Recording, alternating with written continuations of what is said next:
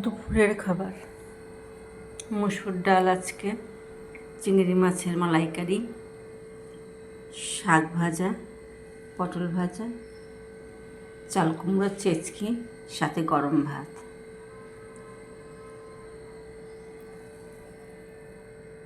দুপুরের খাবারটা আমার রেসিপিগুলো কেমন হয়েছে?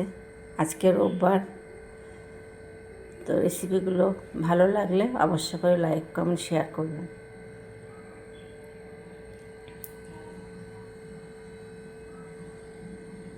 এগুলো সব আমি নিজে রান্না করেছি, কম তেল মশলায় রান্না করি। দুপুরের থালিটা যদি আপনাদের মন পছন্দ হয় তাহলে পাশে থাকবেন।